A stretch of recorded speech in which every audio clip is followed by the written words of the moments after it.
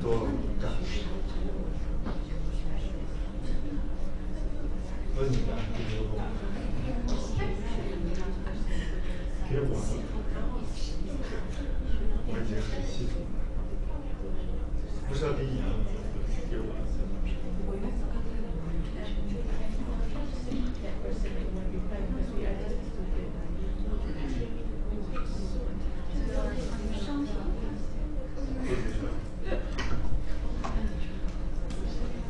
Hello.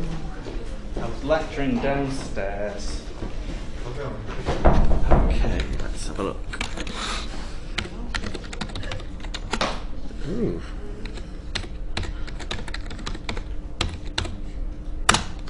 That's one.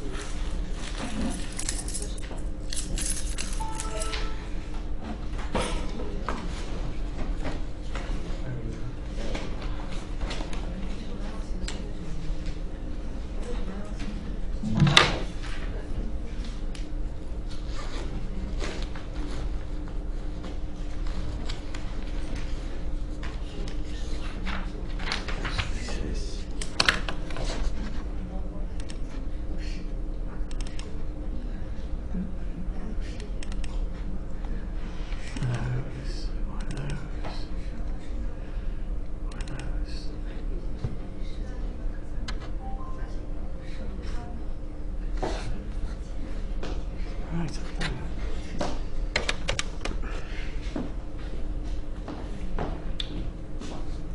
Horrible.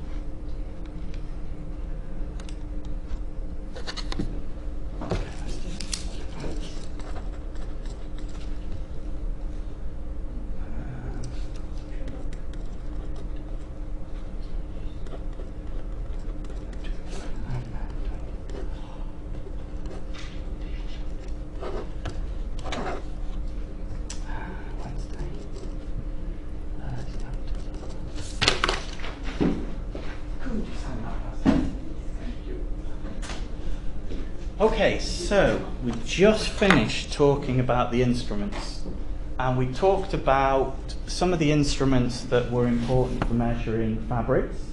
So we've got reflection spectrophotometer that will measure fabrics. We've got a very similar instrument that measures transmission, and this is called a UV-vis spectrophotometer. And we use an ultraviolet visible range spectrophotometer for measuring our dye samples. So our dye liquor, we measure that. So the next couple of lectures, we're going to talk about a couple of things. We're going to talk about what's called simple subtractive colour mixing.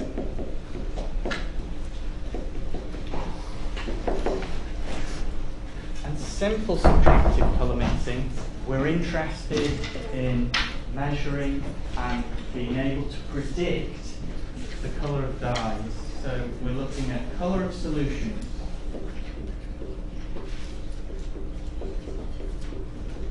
So these are dyes. Then we're going to have a look, well, let's finish this one then. So the simple subtractive mixing, we're going to use some models to help us predict how much of a mixture of dyes and their auxiliaries we're going to need to make a particular colour.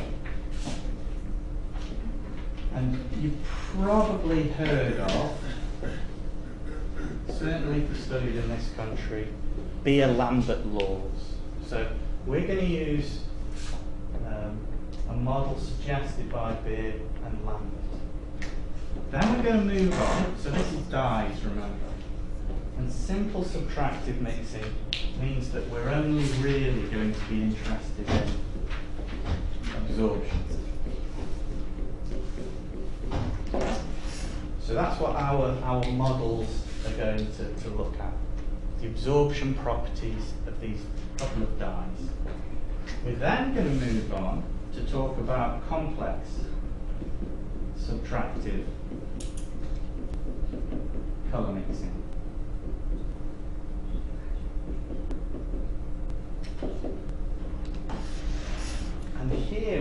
going to be interested in the colour of our fabrics.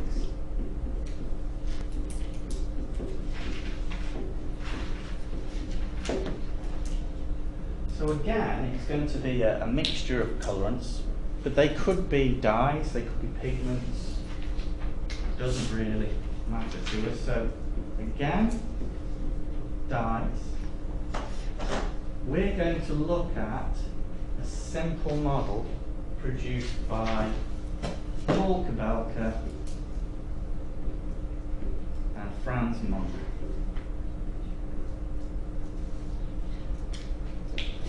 So we've got Kabelka-Monk theory, and there are different versions of that theory that differ in complexity. And this model now is going to take two things into account. It's going to take into account the absorption, but also the scattering.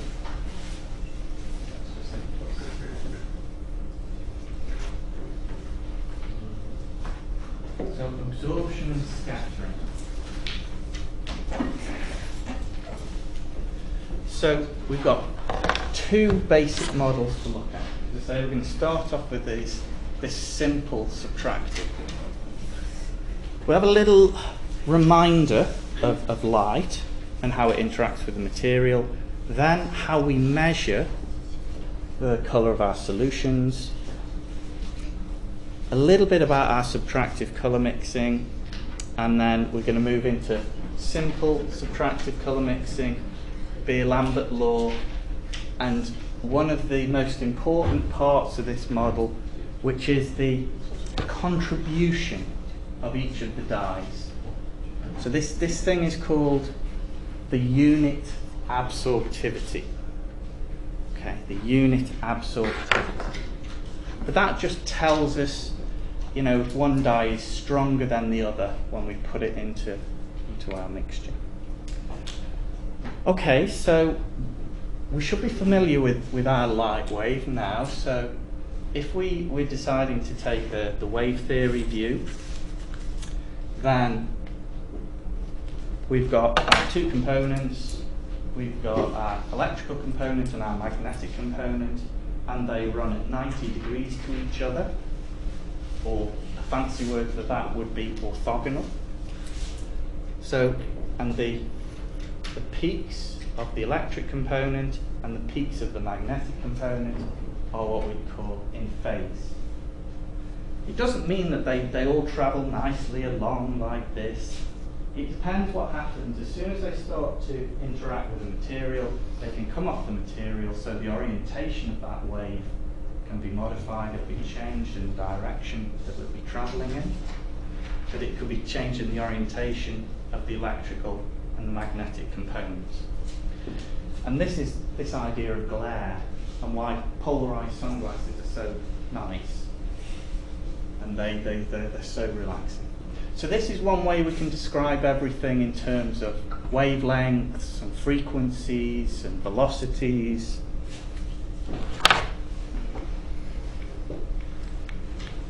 And it's something that we've met before. We can also represent it in a slightly different way. So we can talk about energy density of the wave, where we have an amplitude of the wave that's going, of the electrical component, which we can see here by our large epsilon here. So this is now talking about the energy density of the wave per unit volume as it travels through our space.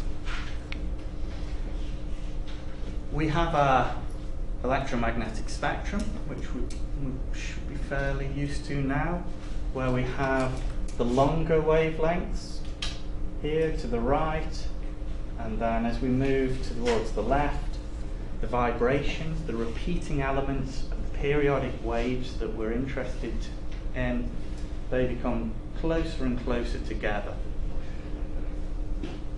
If we look at the visible range, which is a range that sensors in the back of our eye can capture, then we have a range of approximately 400 to 700 nanometers where interesting things happen. That's really where the most interesting stuff happens in terms of how we perceive colour and the major changes that we see as changes in colour occur. The boundaries between these things aren't sharply defined. So for instance, if you look at the CIE standards, some of the standards will specify a range of 360 to 830 nanometers. Some will specify 380 to 760, some to 380 to 780. So we're in the right area, and most of the machines will default to this 400 to 700 nanometers. Perhaps 20 years ago, we'd probably then be sampling at every 20 nanometers. And for most natural colorants and most of the dyes that we use, they're lovely smooth functions of wavelength, so that sampling doesn't really matter too much. The modern machines now, well, you can pick whatever level of sampling you want, so 0.1 nanometer if you want to. But generally for textiles, it's about 10 nanometers now, 5 nanometers at the most. Yeah, so you can see that the waves that we can perceive, i.e. the visible range, are quite a small part of all these other waves as well. Okay. So we can start to talk about these things moving through space as vectors. And if you'll notice, you'll see some capital letters in here. And the capital letters in bold mean that we're talking about a vector now. So we've got E as the electric field and H as the magnetic field by convention. They're both in phase, and this is a transverse wave. So that means that the oscillation, the vibration is happening at 90 degrees to the direction of travel. What's that mean? Well, if I have my electrical component, it's changing in this direction, but travelling in this direction. Yeah. And a similar thing is happening with the magnetic component.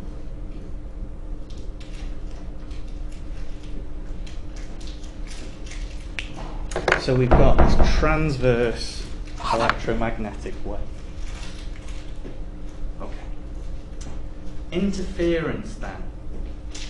So if we start to think about how light interacts with itself, we can look at this idea of interference. And there's two sorts that we mainly talk about.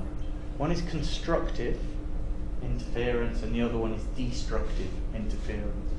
Now this becomes interesting when we start to look at what we call structural colour, so that we have a coating on a material that interferes with the light at a physical level. So we're talking about very, very small distances, about half the wavelength of the light, it's even a little bit less than that. These little tiny particles being very, very close together and interfering with that light. If we then look at these two light waves, our general rule is if we have two light waves that are in phase,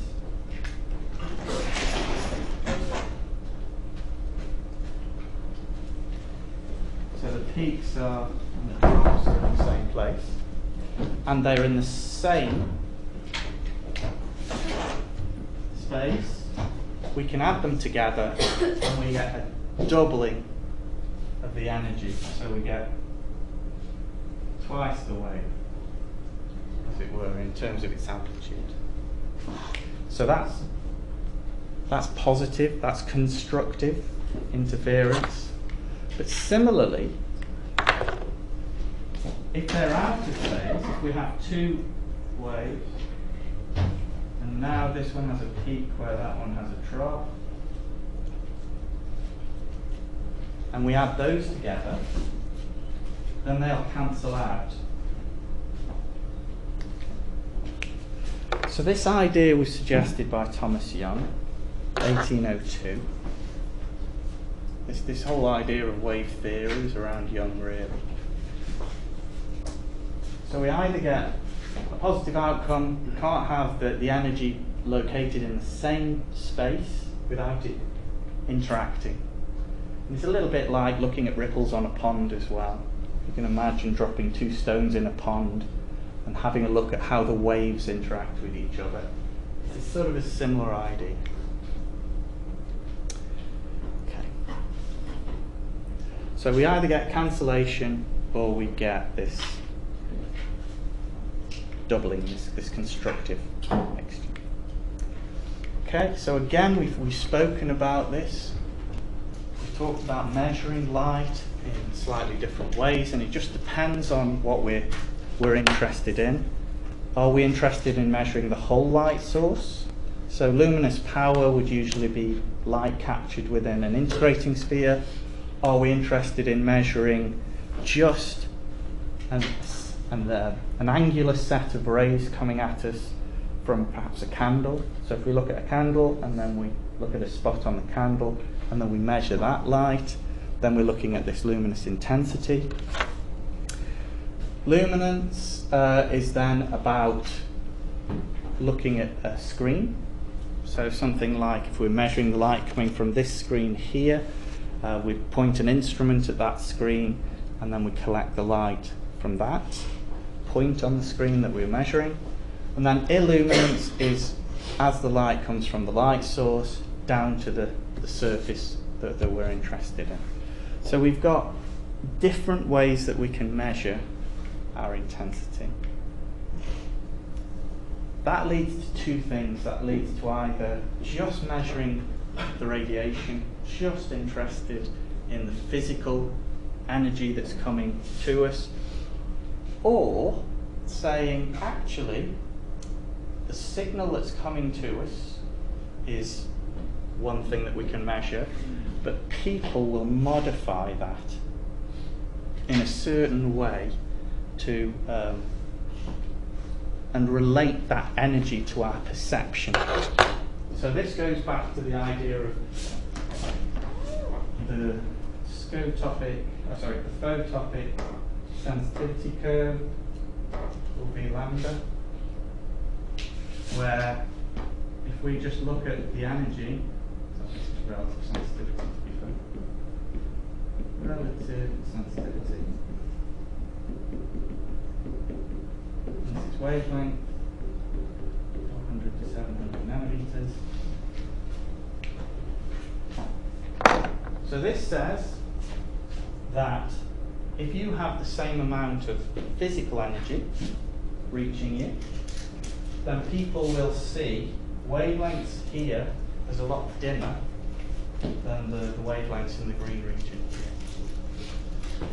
So we do something a bit smarter than just count photons. So the radiometric system is counting the photons.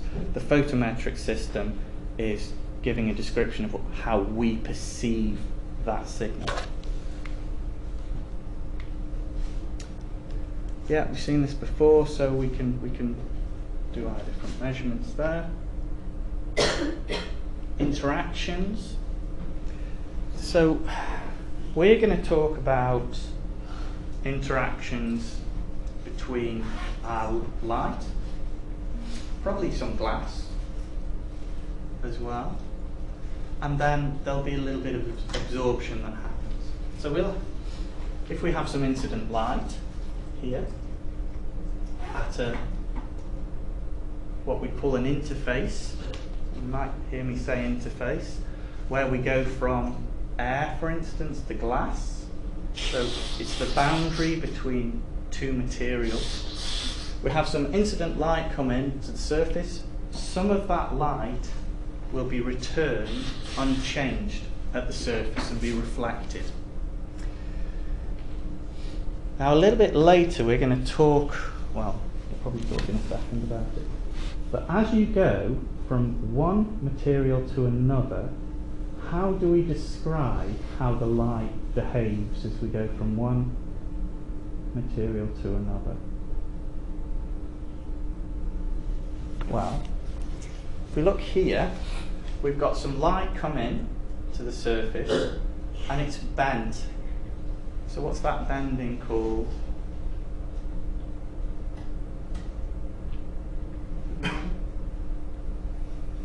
This idea of refractive, so it's refraction, and each material will bend that light in a slightly different way based on what we call the refractive index.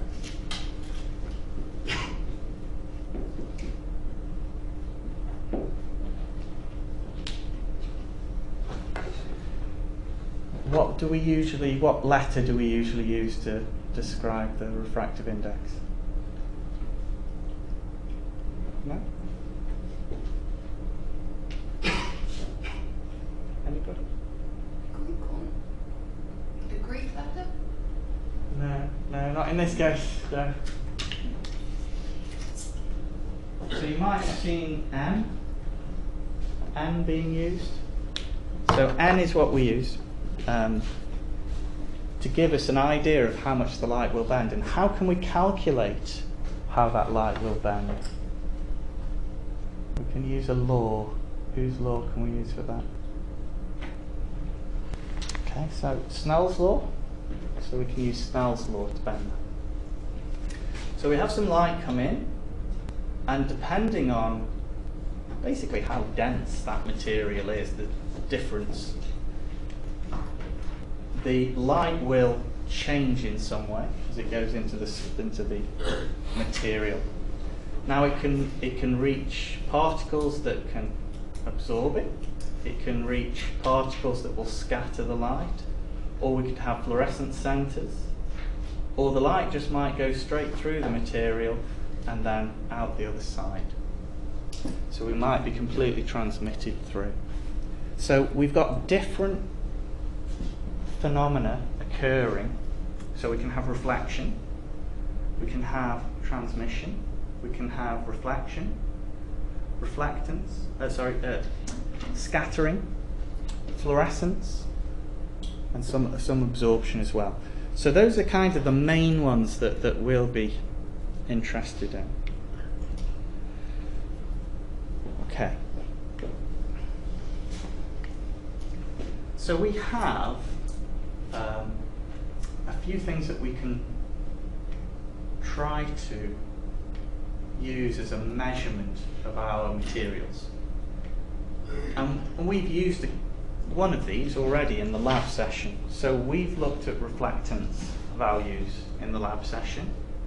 We've taken our fabric samples or our tiles, our coloured tiles, and then we've measured the reflectance values using a spectrophotometer to do that. So we can have reflection. If we were to measure the colour of dye solutions, then the machine will look at the transmission. So it looks at, here's my original light. If I put a coloured solution in the way, how much of that light is removed, or a fancy word for that is attenuated. So it measures a before and after, and you get an idea of how much light is being transmitted. Once we've got our transmittance values, we can calculate the absorption. And there's a reason that we use absorption, and I'll come on to why we use absorption and not transmission, because transmittance is what we measure. Okay. When we look at our different materials, we can have, say we're looking at cotton or wool or silk. They have different surface properties. So if we look at in terms of what can happen, if you look at I've got a wool jumper on here. It's not very shiny at all, is it? So we'd say that a material like this is diffusely reflecting. So that means that the light is being reflected in all different directions. Do you think all of the light from the light source is reflected by the material. No, quite right, good. Can you imagine if all the light was being reflected from the sun off all the surfaces that we walked around in the world? Our eyes would never survive. So only a fraction of the incident light is being returned by the surface. And that fraction changes depending on the materials that we look at. So we might have some more being returned here from the metal compared to fabric like my woolen jumper. We're going to have a look at a couple of different aspects of reflection. So one is this idea of specular reflectance, taken from the Greek for mirror. So if you imagine a mirror and shining a torch into a mirror, the angle of incidence from the torch beam equals the angle of reflection. So most of the light goes off at that angle of reflection. So we get something where most of the light is being returned at this angle. Now you're taught that at school, and you're taught angle of incidence equals angle of reflection. It must be true in all cases. It depends on the surface structure of the material as to whether that's true or not. Because if you have something like the scales on your hair that all have a slight angular distribution, it means that when the light comes in, they act as little ramps, and that angle of reflection can change a slight. So we've got specular reflection. Then we've got diffuse reflectance, or reflection, where all the light is being reflected equally in each direction. If it was perfect and all of the wavelengths were being scattered at the surface equally in all directions, we call that ideal diffuse reflection. And we need that for things like our standard tiles, like our white standard tile. When you look at most materials, they do a bit of both. So they're a mixture of the specular, which gives us our glossiness, and of the diffuse reflection, which is reflecting the light in all of the different angles. And it's really down to how smooth at a microscopic level the material is that you're looking at. So we're measuring kind of an average of this most of the time when we use a spectrophotometer. More complicated systems will characterize the surface in 3 dimensions. So there's something called a scatterometer. And I don't know whether that will be taken up in textiles, particularly in the next few years, perhaps only for complicated surfaces.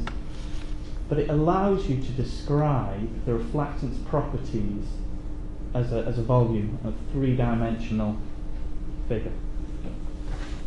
We'll see.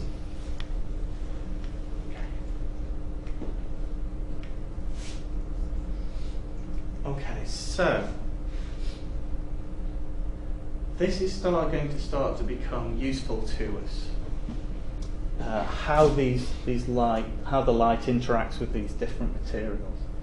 So our light might be starting off in something like air, which has got a refractive index a tiny bit over 1. And then the light might be going into glass or into our material, whatever it may be. So something is going to occur when we go from this refractive index of 1 to this other refractive index, usually higher.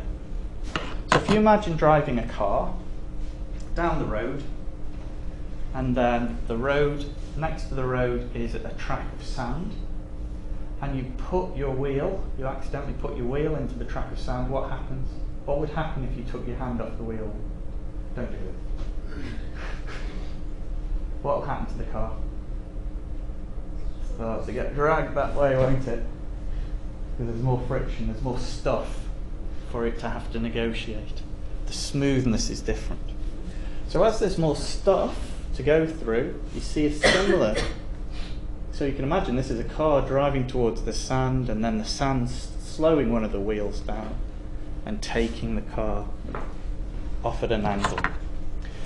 So this idea is refraction, and we can work it out using some equations from a Dutch astronomer called Snell. This is Snell's law. When we look at perhaps a pigment print, then usually you have your textile as the substrate, the bottom layer here, and then you have a binder. So this could be a polymer, and then in that we've got some pigment particles stuck to the textile. And you can see here that the light will come into the surface, it changes direction, it gets refracted, and then it starts to, when it hits these pigment particles, it bounces around, it gets scattered. So we've got different things going on here. Now every time we go from one refractive index to another,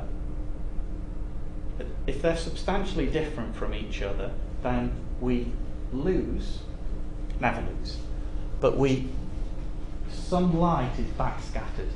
So some of that light won't go into the surface, it'll get reflected at the surface. Okay. So there's our diffuse reflection. Yeah. So if we then start to look at how the light reflects on a surface, we can look at this thing called the grazing angle. Okay. So if we shine straight down into our material, it just bounces straight back up. And then as we come around the material, we can see kind of how much of the incident light is being reflected, about 4%, until we start to get parallel to the surface, and then all of the light isn't going in, it's coming out. So you just see the shine of the torch as you become parallel to the light. So what we should take away from this is that depending on the refractive index of the two materials, some light is lost. When they design things like cameras have lots of lovely lenses, and each element of the lens is made from glass. So every time we go from one material to another, we lose a little bit of light. In textiles, it's about 4%. But at each interface, so if you've got several lenses, then by the time the lights come through, you've lost 4% at each interface. So you're getting a darker image. So designing cameras, they try to use as few elements as they possibly can. Okay. To work out how much light is being lost, we use these equations.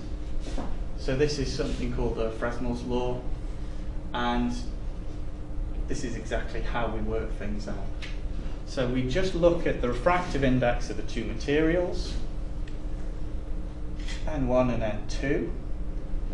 We take the ratio of these two, and that's our N, and we pop it into this equation to give ourselves a rho.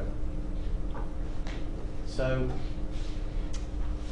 we can work it out for any material. So if we're going from a refractive index of 1 to a refractive index of 1.33, just pop it into there, and then we can see how much light is being lost at each interface.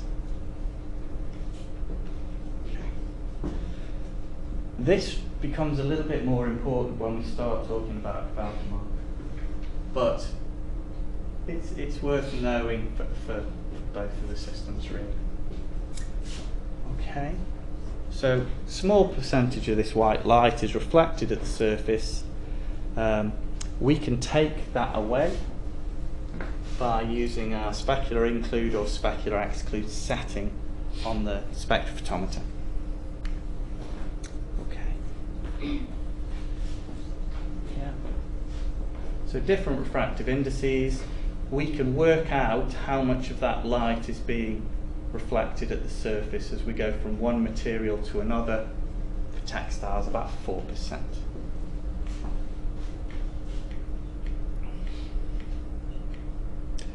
Okay, so why is this useful? Why is this interesting to us? Often, what we're asked to do is to be able to replicate a colour. And that means that we need to produce what we call a recipe. And a recipe is just a set of colourants. And a colourant is something that physically colours, like a pigment, or an ink. So in a recipe, we're going to say the colourants. Might use dye 1, dye 2, dye 3. You might need the solvent that you're going to put those in, and any other auxiliaries. You might have chemicals in there to give you a nice smooth distribution of your recipe. So we've got a couple of major candidates for textiles. So generally we're using dyes or pigments. Dyes have little or no scatter, soluble in a medium. Well, let me ask you, what's the difference between a dye and a pigment? Yeah? Pigments are insoluble. Yeah, that's definitely true. Yeah, so generally quite big. They're insoluble in solvent. Yeah. Anything else a dye might do that a pigment doesn't do? Does the dye go into the fabric colour, whereas the pigment stays on the surface? Yeah, that's right. That's absolutely right. So pigment particles are too big to go into the fibres, so they're usually having to be held in a binder layer. So that leads to the next thing. So what else might the dye have for the fabric that a pigment wouldn't have? So your dye might be charged in some way, so you may have affinity. So, yeah, so dyes usually have an affinity for the fabrics that we're looking at. The pigments particles are too big and they sit on top of the dye, the fabric surface within some sort of binder layer. Okay, so we're going to have to try and produce some recipes. Okay, let's have a quick look at what we're doing again. So we spoke a little bit about this before. We spoke about mixing lights, and that's additive colour mixing. We're now interested in subtractive colour mixing. So the mixing of dyes and pigments. As a rough method of looking at what happens when you mix these different colours together, we can use something called Maxwell's additive colour triangle. So this is something called that's missing an R up there. What's that missing an R? Oh, horrible screen. There we go.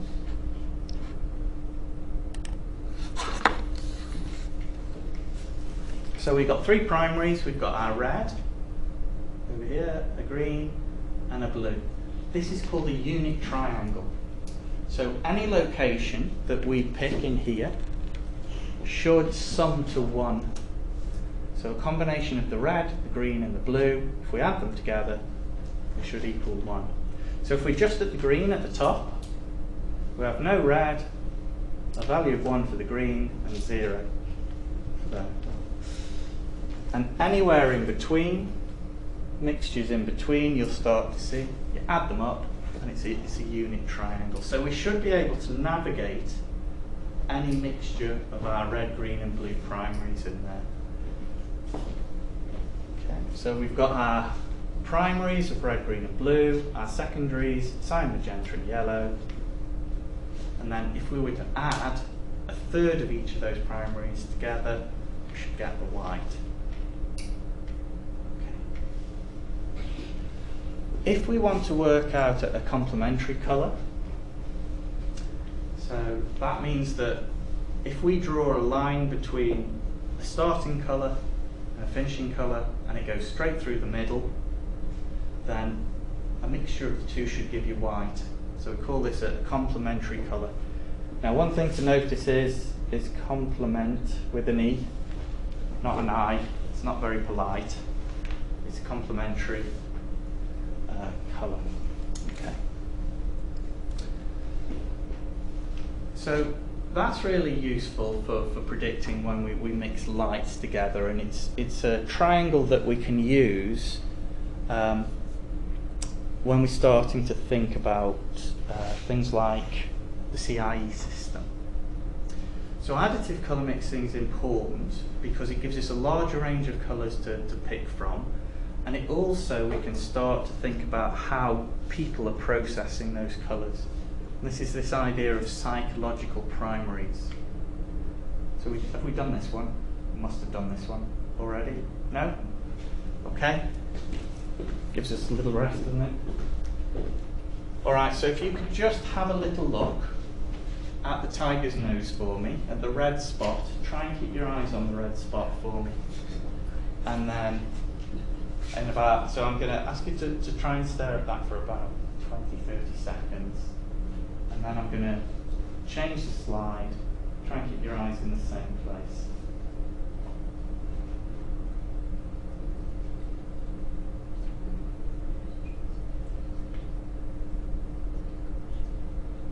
Do you see a nice colourful tiger?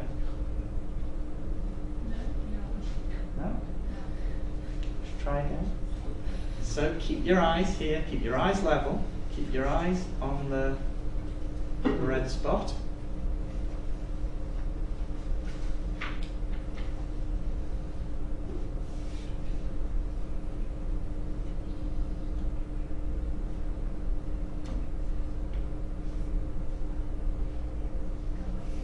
Yeah? Good. You see it? No. No. That's interesting. I don't like it. Perhaps a little bit later. So the thing is, if you move away and then you come back, you see that it's grey. But if you keep your eyes there on that red spot, then you should see a nice orange, beautiful looking tiger. And that's due to this idea of opponency. So what you do is you've got mechanisms that are fighting, and they both fire. Okay. If you make one of them tired, then it gets to a point, which basically means if you deplete photo pigments in some of your receptors, it gets to a point where the other representation wins. So until this gets replenished in your eyes. So basically it's taking the complementary colours of this image, it's fatiguing that mechanism until only the other mechanism, although it's firing in a very limited way, a small way, it wins. Okay.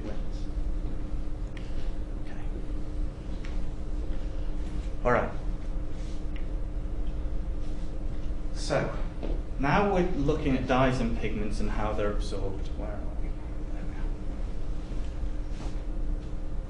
we are. We can't destroy energy, we know that. So we know that when something's actually being absorbed, the energy is being re-emitted, usually at a wavelength that we can't perceive. So if I was to walk out in the beautiful sunshine of Manchester, and a nice sunny day, put my hand on a red car, for instance, the car would feel really warm because the blue and the green wavelengths are being re-emitted at longer wavelengths. Right, so a surface that absorbs everything but long wavelengths will appear red, everything but medium green, everything but short blue. Red pigment is going to look red because it's absorbing and then re-emitting blue and the green. So this is pretty obvious stuff, hopefully. The only thing that's a bit different is when we describe this subtractive case, we're using the additive primaries to describe it. So if we start off with white, and we take away the green and the blue, we're just left with the red.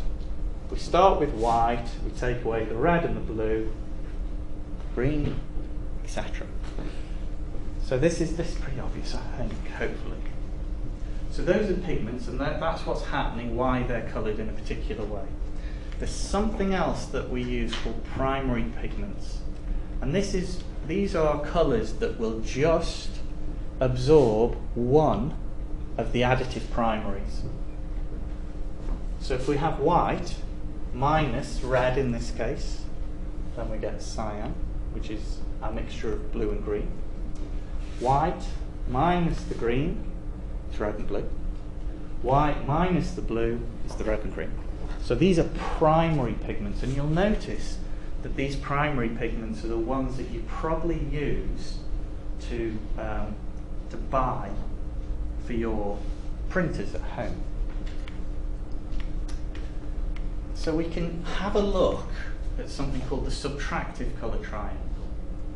So this time we're using cyan, magenta and yellow as the basis of this triangle, but everything is still in terms of those additive primaries. So you can see minus red, minus green, minus blue. So this is our subtractive colour triangle. Now, if you pick complementary colours in this space, then what you're going to get is a black. So instead of getting a white like you would in the additives case, here now we're going to get a black. And these are very simple tools for people just to calculate what will happen if I mix this light with this pigment, or if I mix these two pigments together, what colour will I get?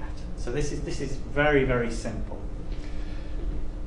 Easiest model before we start to get into predicting something in a quite an accurate way, this complex subtractive mixing.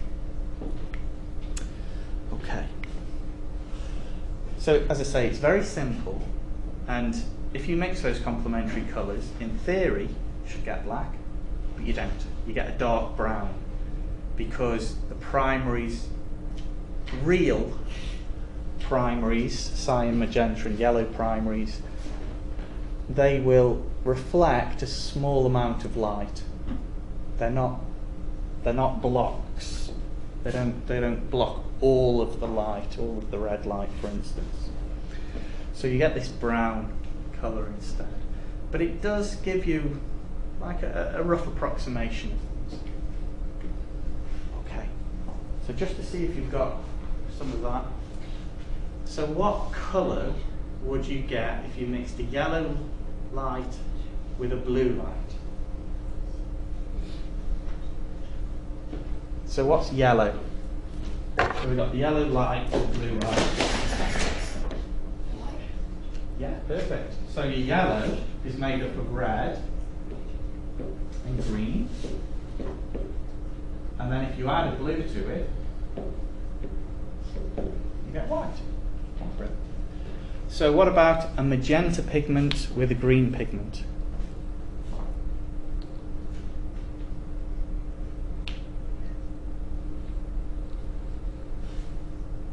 Right. I'll let you have a play. Okay. And then tomorrow we'll start on actually something that's a bit more practical. So we'll start talking about our colour measurement of our dye solutions and Beer's law. Okay. Did I give a register out? I can't even remember. No? Yeah, brilliant, thank you. If you could sign the register, I'd be grateful, thank you. And if you've got any questions, ask away. Right.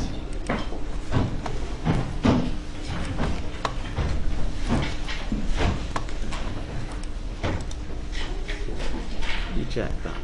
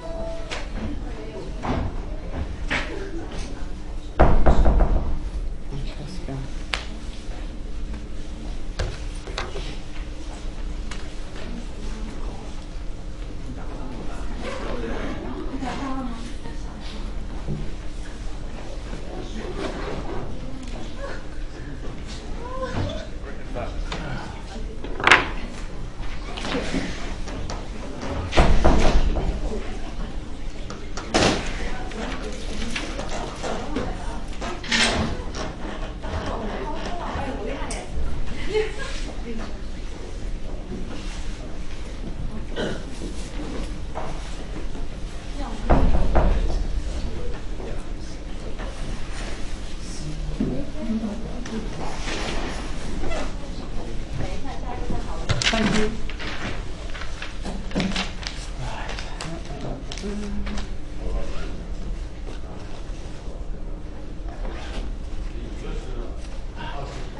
One, two, three, four.